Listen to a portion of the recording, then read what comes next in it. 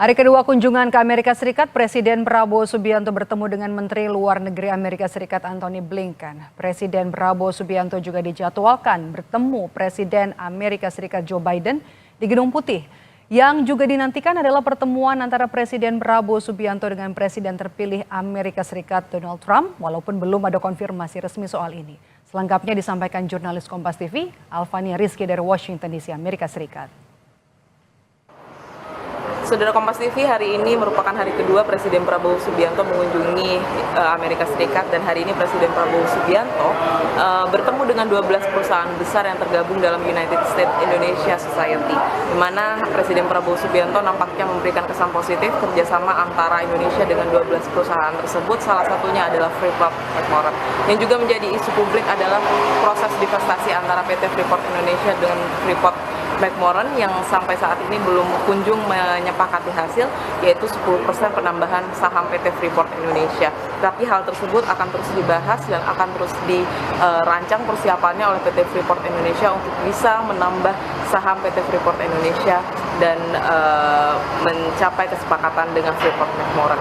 Selain itu juga Presiden Prabowo Subianto malam ini melakukan makan malam bersama dengan Menteri Luar Negeri Amerika Serikat Antony Blinken di kantor Kementerian Luar Negeri Amerika Serikat. Walaupun memang belum dipublikasi hasil pertemuan tersebut, tetapi ini memberikan kesan positif bahwa Indonesia memiliki ingin membangun kerjasama diplomasi luar negeri dengan Amerika Serikat yang lebih baik lagi.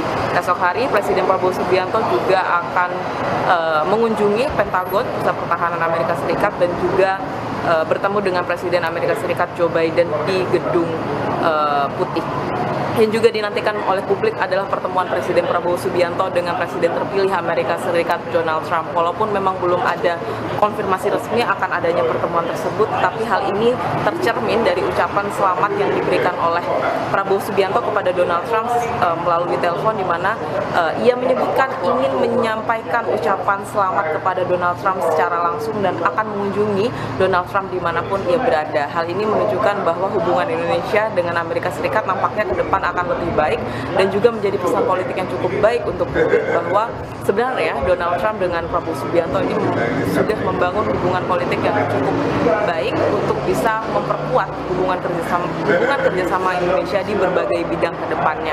Walaupun kemudian Indonesia beberapa waktu lalu juga sudah memperkuat hubungan kerjasama dengan Tiongkok, di mana Presiden Prabowo Subianto bertemu dengan Presiden Xi Jinping, nampaknya hal tersebut tidak akan mempengaruhi hubungan kerjasama antara Indonesia dengan Amerika Serikat ke depannya. Kita nantikan bersama juga seperti apa hasil pertemuan Presiden Prabowo Subianto dengan Joe Biden esok hari, dan juga apakah akan ada pertemuan Presiden Prabowo Subianto dengan Presiden terpilih Donald Trump untuk kemudian menentukan hubungan kerjasama Indonesia dan Amerika Serikat selama 4 tahun ke depan.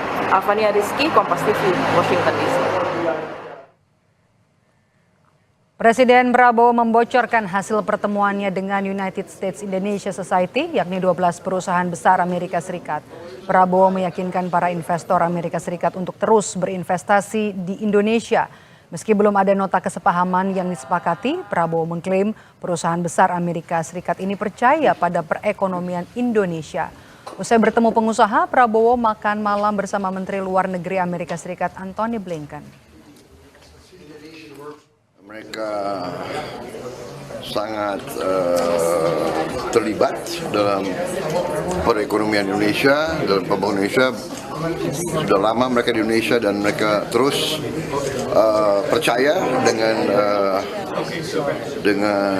Indonesia, dengan ekonomi Indonesia, dan saya juga mendorong mereka untuk terus melakukan investasi, ikut serta dalam rencana pembangunan kita.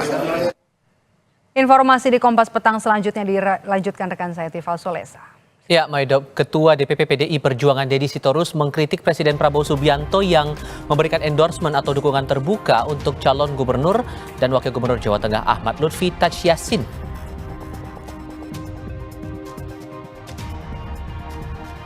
Kami juga mencermati layanan lapor Maswapres yang memasuki hari kedua.